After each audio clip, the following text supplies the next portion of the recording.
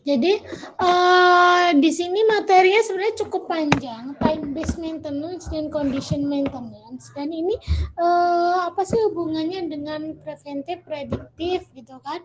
Nah, ini bisa kita katakan adalah pengkategorian. Nah, kan kemarin sudah pernah Ibu di pertemuan sebelumnya sudah pernah Ibu sampaikan bahwa prediktif itu dia termasuk condition based gitu kan, karena tidak setiap waktu di maintenance. Nah, tadi sebenarnya Ibu masih cukup ini ya, belum cukup puas untuk jawaban yang terakhir. Lebih sering mana TBM maupun CBM dalam waktu maintenance-nya? Apakah memang pertanyaannya belum jelas atau memang Anda yang kurang ini memahami terkait itu? Maksudnya adalah seperti ini. Kalau kita ngomong TBM dan CBM, yang namanya time based maintenance dia kan berdasarkan waktu, berarti kan ada schedule-nya. Seperti preventif, misalkan harian, mingguan, bulanan, tahunan, nah seperti itu kan. Nah, tergantung bagaimana Anda membuat schedule kan gitu. Kalau condition based maintenance berdasarkan data-data, berdasarkan keputusan kalau kita bilang tadi, berdasarkan ini kok trennya seperti ini, kemudian hasil pemeriksaan seperti ini, ada faktor-faktor pertimbangan yang kemudian muncul, oh berarti ini harus segera diperbaiki, lalu dischedulekan kapan gitu kan. Jadi seperti itu maksudnya. Bedanya yang paling kentara itu adalah di waktu pemeliharaannya. Jadi kalau time base itu rusak nggak rusak diganti, ibaratnya begini. Nanti akan Ibu beri contoh lah. Ibu spoiler dulu. Misalkan oli ya. Kalau oli motor itu kalian ganti berapa kilo?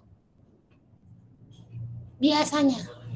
Oli motor tuh kalian ganti berdasarkan bulan atau berdasarkan kilo? Kalau bulan setiap 3 bulan, 4 bulan Bu. Kalau untuk kilometer. Untuk siapa tadi yang jawab? Saya Bu.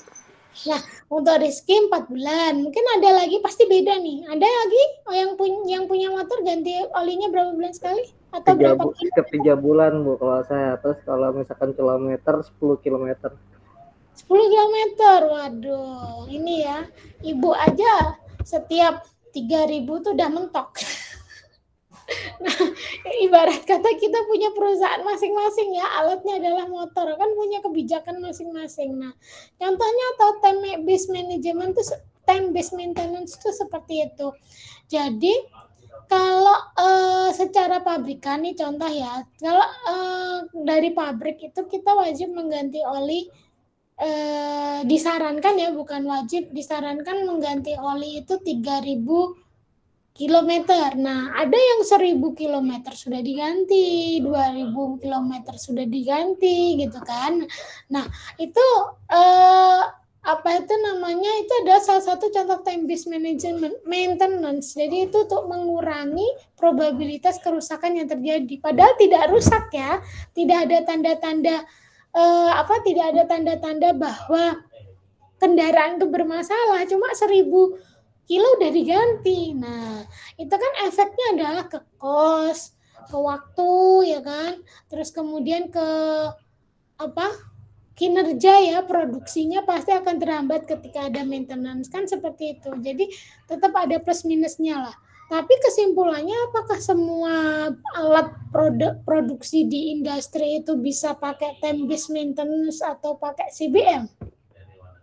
Menurut Anda, semua alat di plant itu tadi kan misalkan kelompok 1 ngomong CBM Bu yang paling bagus. Bisa nggak semua alat di industri itu pakai CBM semua gitu, teknik maintenance-nya? Kira-kira menurut Anda gimana? Setuju?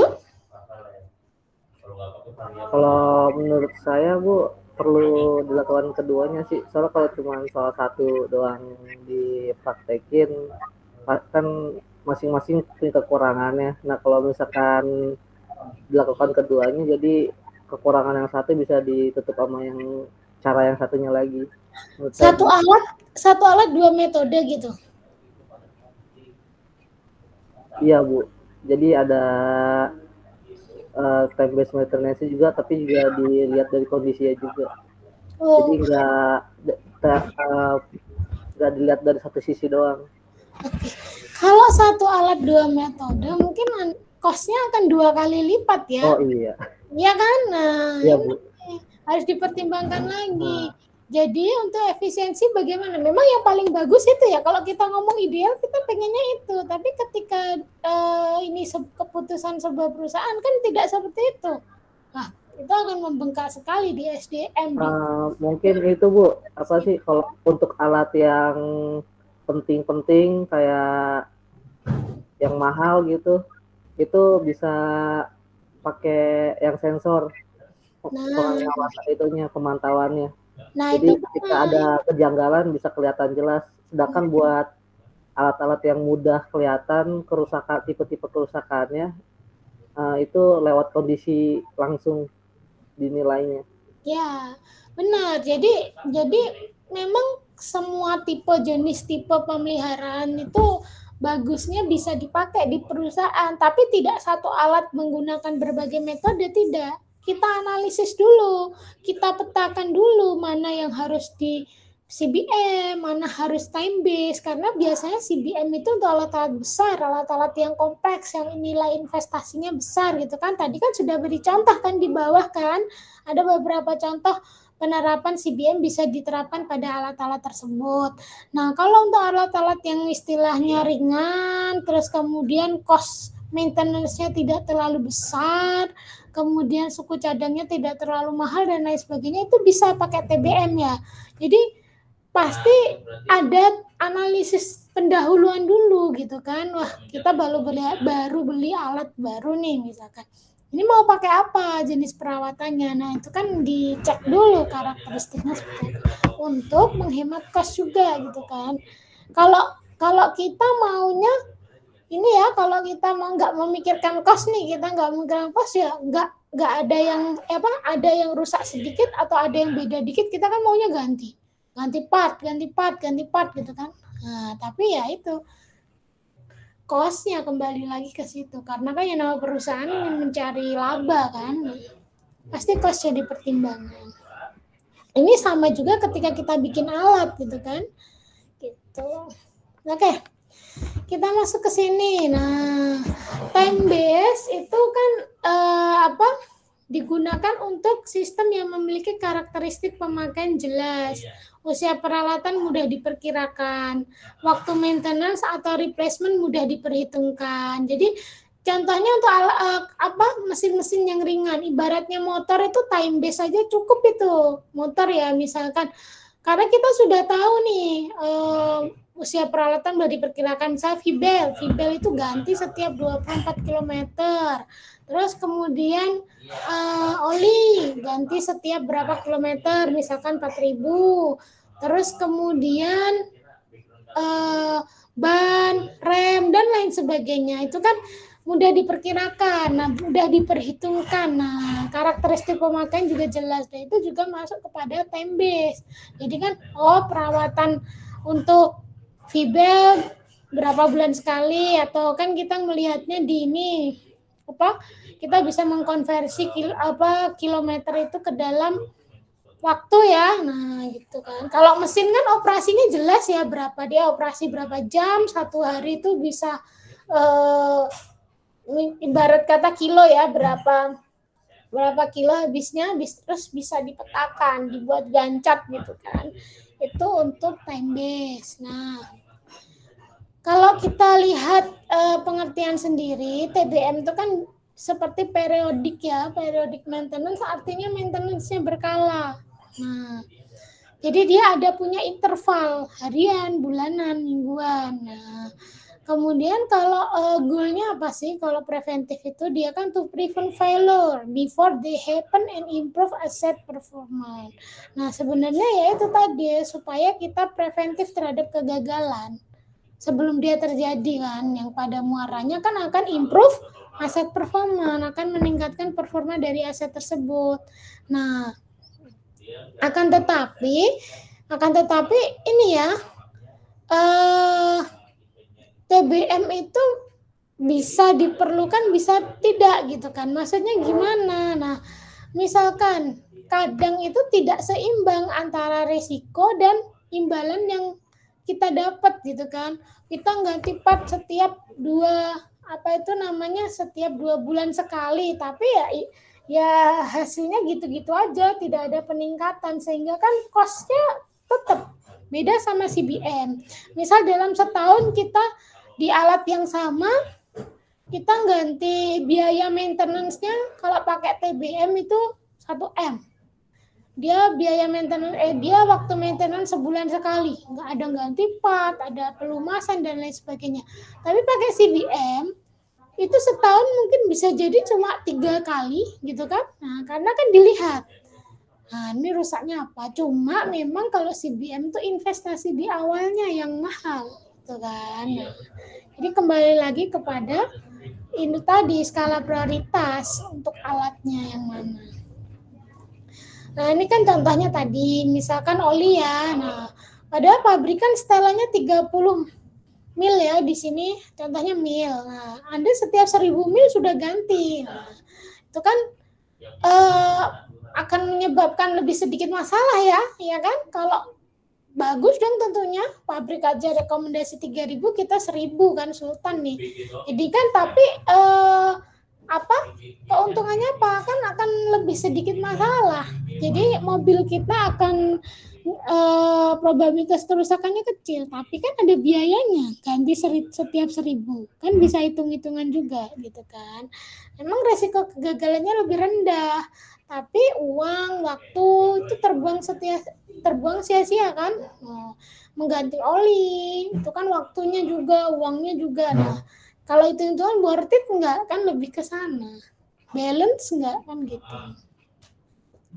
Nah, ini ada contoh-contoh time base ya. Ini misalkan turn out furnace setiap tahunan kan, visually inspeksi alat pemadam kebakaran setiap bulan gitu, mengganti filter setiap quarter itu ini ya, 1/4 ya. Ini per 3 bulan ya.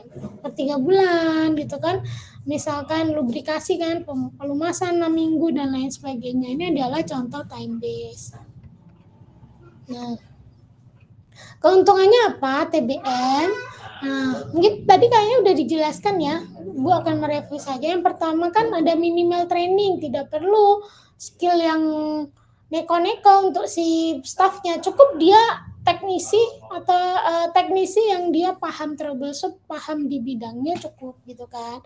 Untuk masalah schedule-nya ya si manajemen ya paham kapan waktu-waktu untuk manajemennya. Dia bisa membuat Gancat. Sekarang pun sudah banyak platform-platform yang menawarkan aplikasi atau sistem penjadwalan maintenance itu udah sangat banyak gitu kan. Itu. Terus lower long term cost. Nah, jadi kalau dibandingkan dengan yang lain ini lebih murah perawatannya, easy to implement ya kan.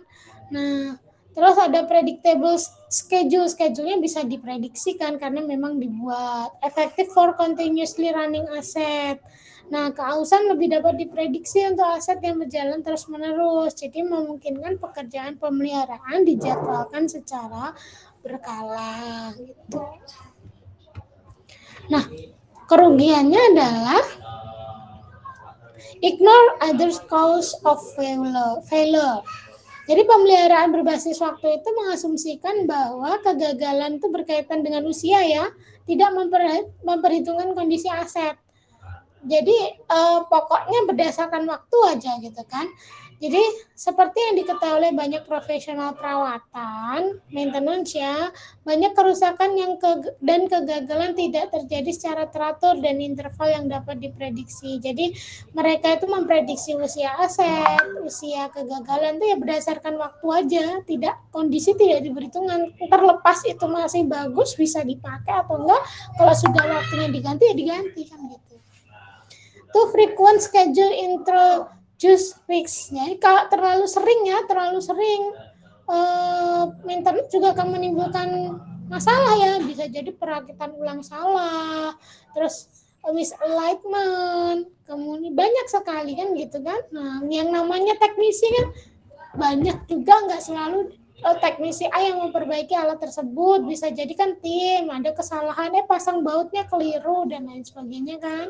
To infrequent schedule it to excessive failure. Nah, jadwal perawatan yang terlalu jarang berisiko mencegah kegagalan. Nah, ini juga kadang time TBM tuh bisa terlalu sering, bisa terlalu jarang ya, tergantung mereka bagaimana menschedule-kan.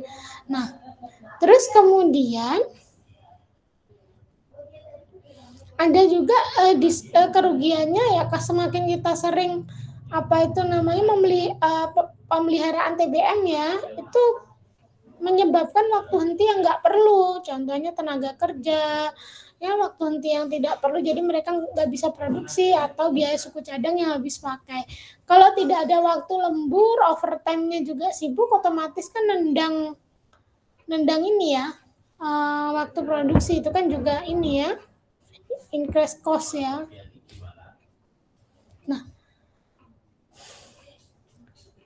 kapan sih kita menggunakan time based maintenance? Sebenarnya kan tadi sudah disampaikan di awal bahwa untuk yang beresiko rendah atau untuk alat-alat yang ringan, dan sekarang itu sudah banyak yang namanya software namanya computerized maintenance management system, isinya Gancat, isinya ada untuk report log-log kita dari histori sebelumnya, kemudian dibuatkan schedule, ini harus maintenance tanggal sekian, udah banyak sekali, sehingga lebih mudah saja untuk TBM ini.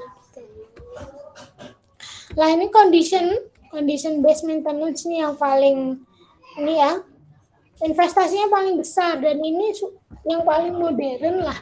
Ibarat kata itu tadi benar, alat yang lebih kompleks kita memasang sensor untuk melihat tren suhunya, sensor untuk melihat minyaknya ya, kualitas minyaknya, untuk melihat tingkat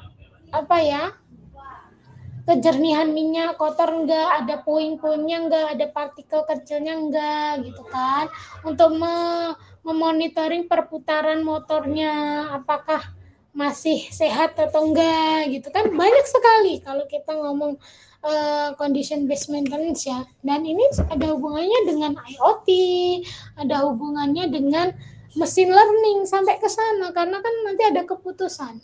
Ini semakin modern, berarti kan ada mesin nih, kemudian kita tempelin sensor aja, tinggal kita monitoring itu alat dimonitoring, kemudian kita bisa menentukan, ini saatnya maintenance, ini tidak perlu maintenance, kan seperti itu.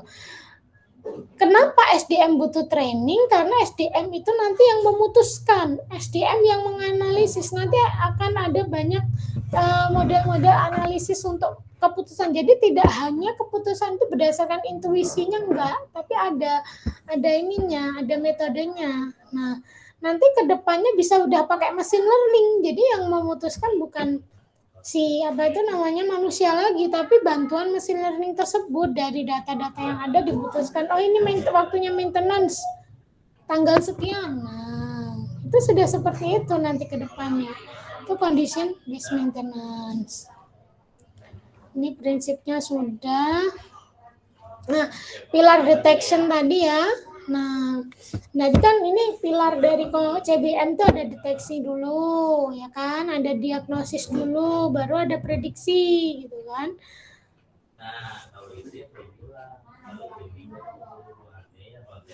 Nah, ini pilar-pilar dari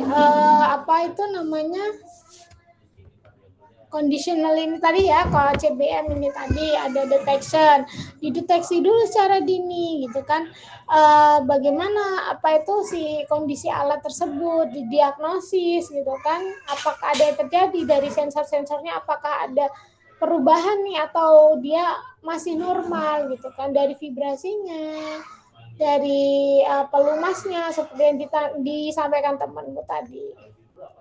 Baru nanti ada keputusan, ini perlu diperbaiki, ini tidak perlu diperbaiki, masih aman. Nah, itu adalah prognosis.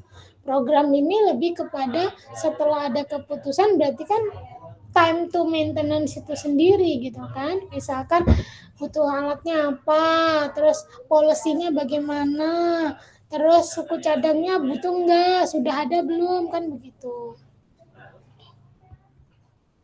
Nah, kalau benefitnya tadi juga udah disampaikan kan sama temennya tuh ada safety, itu tentu extended useful life, extended ya, memperpanjang usia, enhance availability ya, meningkatkan availability-nya. Nah, reduction time maintenance-nya tentu improve output ya, tentu quality produknya juga terjaga, gitu kan. Improve reliability, improve planning. Nah, ini keuntungan lainnya. Nah, ini juga yang tadi sudah disampaikan teman Anda ya, kalau kita ngomong secara ilmiah, bukan ilmiah, statistik lah ibaratnya, kuantitatif ada hitung-hitungannya bahwa memang CBM itu bisa menekan banyak sekali terkait cost, kemudian eliminasi breakdown, mencegah dari kegagalan ya, breakdown ya, kegagalan mendadak, bisa meningkatkan produksi dan lain sebagainya. Nah, kalau kekurangannya ya banyak tadi. Salah satunya cost di awalnya memang terlalu mahal. Karena kita harus membuat sebuah sistem monitoring, ibaratnya kan monitoring untuk menentukan CBM itu nanti. Terus kemudian kita harus mentraining staffnya juga gitu kan. Nah, kondisi dari sensor-sensornya ya tetap harus ada inilah ya. Kalau CBM itu momok terbesarnya, bukan momok ibaratnya, resiko terbesarnya adalah lebih ke cost gitu. Tapi memang dia sustain-nya panjang. Kita bisa makainya lama gitu kan, dan itu memudahkan, lebih memudahkan gitu kan.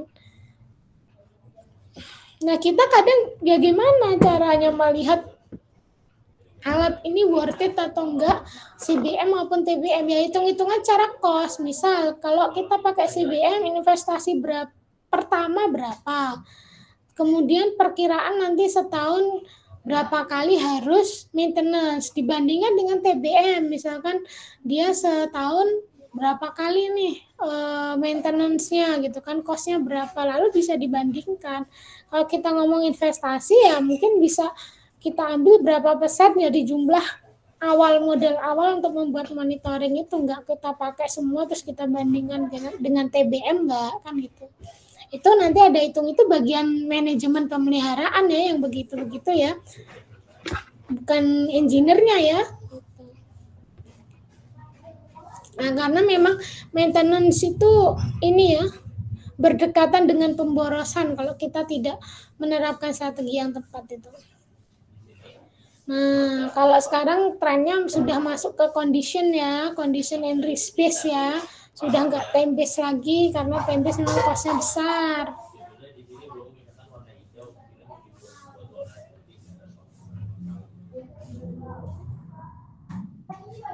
Ini tahap persiapan. Nah, untuk CBM itu tahap persiapan ada pengenalan masalah.